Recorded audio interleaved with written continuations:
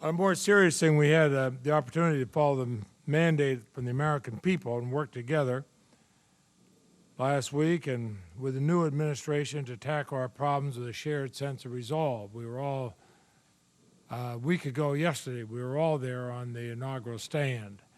We saw nearly 2 million people down the mall and realized there was a new sense of purpose. But with that sense of purpose, I feel, frankly, the committee may have stumbled a bit. I had asked for the cooperation of all members on the nomination of Eric Holder. I had delayed by a week at the request of some of the members to the hearing on Eric Holder. I'd asked that he not be put over, but of course, members had the right, and when Senator Specter, on behalf of the Republicans, put him over for a week, while I was bitterly disappointed, he does have that right.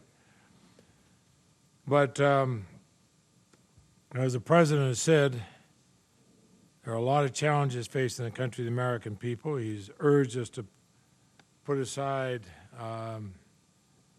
some of our grievances and recriminations and work together. There are rights that need to be restored. There are abuses to be undone. We have to get on with the task of remaking America. And Eric Holder is a good man. He's a decent man. He's a public servant committed to the rule of law, and he will be a good Attorney General. And Republicans don't have to take my word for it. They've met with him. They've questioned him in his hearing. Many have known Mr. Holder for years. I was here when President Reagan nominated him for his first public position as a judge, and we unanimously confirmed him. I was here when President Clinton nominated him twice to major law enforcement positions, and we unanimously confirmed him. We've had the endorsements of former FBI Director Leahy, President Bush's Homeland Security Advisor Fran Townsend, Senator Warner of Virginia, Senator Martinez, Senator Hatch, and the many Reagan-Bush administration officials support this nominee. We've seen the endorsements from the National Association of Police Organizations, the FOP, and the entire law enforcement community. I have never in all my years, and the Senate Judiciary Committee, seen such unanimity among law enforcement in this country for one nominee as they are in their support of Eric Holder. Indeed, more than 130 law enforcement and criminal justice organizations, civil rights organizations, victims advocates, legal practitioners, bar associates, current, former public officials have urged this prompt confirmation. The challenges we face, the need to move forward, we have to get the Attorney General in place, so then we can put the rest of his team in place.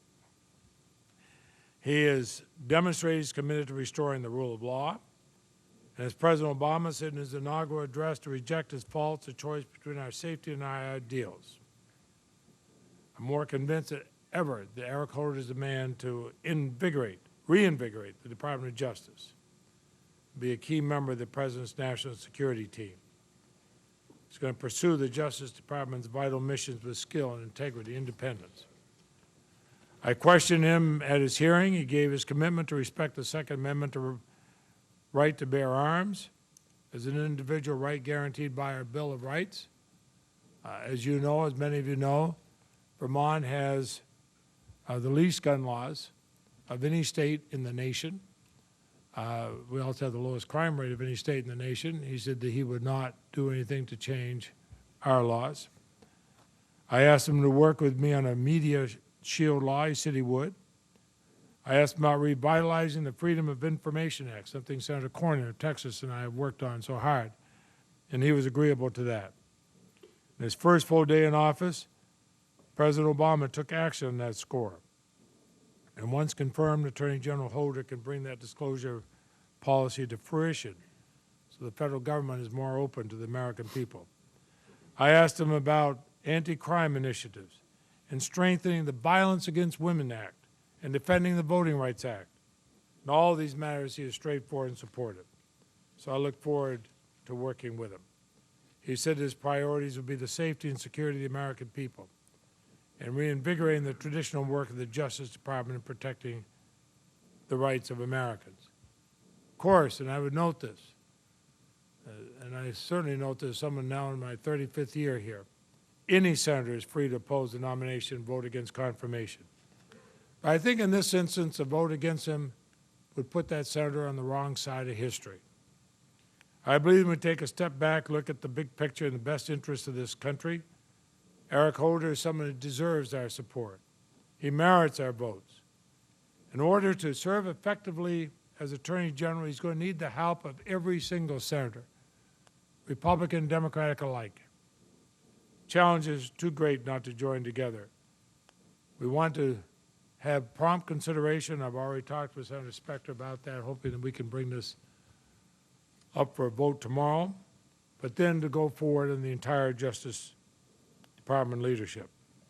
So I urge all members of the committee, join together to do what's right, approve this extraordinary public servant, the critical post which President Obama has nominated him by voting for Eric Holder to be the 82nd Attorney General of the United States.